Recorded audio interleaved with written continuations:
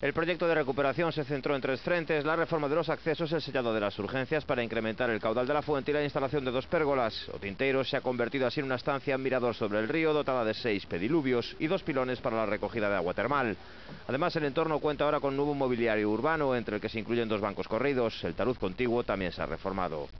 Hoxe o que fixemos foi adaptar o espacio, darlle efectivamente ese protagonismo que lle debemos dar ao propio Tinteiro, pero ademais de xeito que sea práctico para o uso dos propios veciños, que son quenes máis o utilizan. Como vedes, puxemos toda unha serie de pediluvios para que podan utilizar os veciños individualmente, que antes era prácticamente imposible.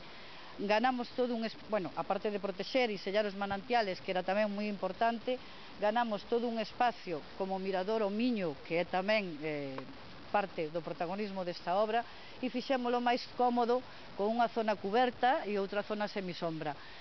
Poñemos isto hoxe como unha obra máis do termalismo. Fixémolo ademais tendo en conta que as obras que temos na marxen do río, tanto a propia Chavasqueira como o propio Outariz, pois son utilizando a madeira e a propia pedra. En ese senso quixemos manter a mesma liña.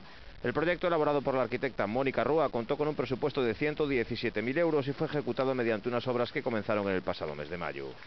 Falar do Tinteiro non cabe duda que é falar dun punto de referencia, dun punto histórico, tradicional, visitado pois por moitas persoas, por moitos veciños e veciñas desta cidade.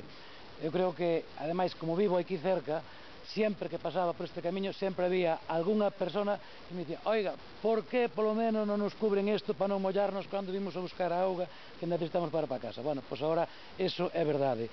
Eu creo que desde este goberno, nestes últimos anos, fixemos un esforzo importante para modernizar pois todas as estruturas vinculadas co termalismo, pero aquí non se trataba só disso, senón de preservar o que é a imaxe do Tinteiro.